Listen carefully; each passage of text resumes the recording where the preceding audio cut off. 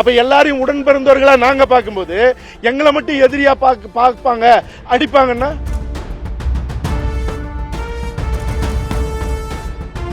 எதுக்கு கூட்டணி?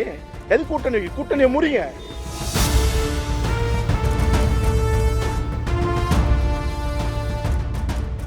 அதாவது தமிழ்நாட்டுக்கு மேகதாது அணைய கற்ற உரிமையை தகர்க்கிறதுக்கான செயல் திட்டத்தை தமிழ்நாடு முதலமைச்சர் முன்னெடுக்கிறது மிக மிக முக்கியமானது.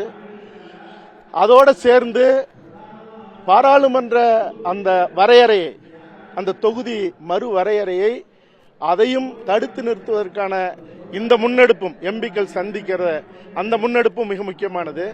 ஆனால் ஒட்டுமொத்த தமிழ்நாட்டுக்கும் தமிழினத்தின் இளைய தலைமுறைக்கும் ஒரு சந்தேகம் என்ன வந்ததுன்னா, நீங்க மேகதாது அணை கட்டுறத தடுக்கிறத முதன்மையாக அல்லது அந்த காலகட்டத்தில் அதுக்கான முன்னெடுப்பை செய்யாம அல்லது அதை பத்தி எந்த விதமான தடுப்பு நடவடிக்கையில் ஈடுபடாம அதை தவிர்த்து விட்டு நீங்க பாராளுமன்ற உறுப்பினர்களை கூப்பிட்டு நீங்க அதை மறு சீரமைப்பை தடுத்து நிறுத்த ஆலோசனை செய்யறதுங்கிறது நேர்மையற்றது.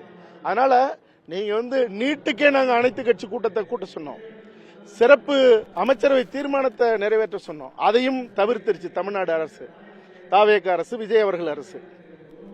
இப்ப மேகதாது அணைக்கு முறையான ஒரு உறுதிமிக்க ஒரு முன்னெடுப்பை செய்யல. ஏன் ராகுல் காந்தியை பேச சொல்லல?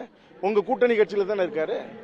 அப்ப நீங்க அதை பத்தி பேசலாமே, அதை நீங்க யாருகிட்டயுமே பேசலையே. அங்க இருக்கிற காங்கிரஸ் அரசு தானே.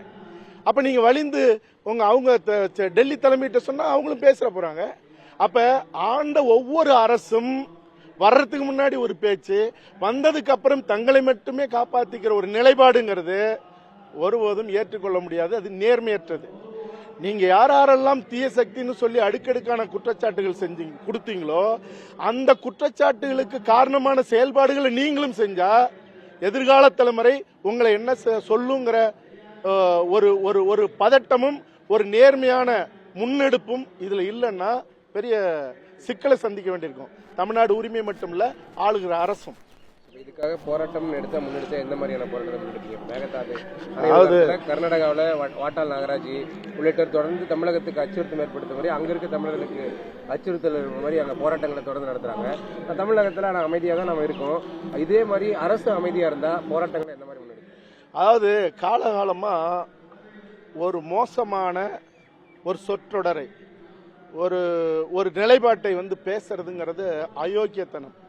அதாவது கர்நாடகத்தில் வாழற தமிழர்கள் காவேரி பிரச்சனைக்காக இங்க போறான்னா அங்க பாதிக்கப்படுவான்னா, அப்ப தமிழ்நாட்டில் வாழற கன்னடர்களை இங்க பூ கொடுத்து நாங்க வரவேற்போமா? ஆக எத்தனையோ முறை பல்லாயிரக்கணக்கான எங்கள் தமிழர்களை கர்நாடக வெறியர்கள், வாட்டாள் நாகராஜ் போன்ற மிருகங்கள் அடிச்சு அறுத்து, நீங்க சாக்கடையில டிச்சில குழந்தையோட தலையை துணி அடிக்கிற மாதிரி அடிச்சு கொன்ன போது கூட நாங்கள் இங்க இருக்கிற கன்னடர்களை பாதுகாத்தோம், அல்லது அவர்கள் மேல நாங்க வன்முறையை ஏவல.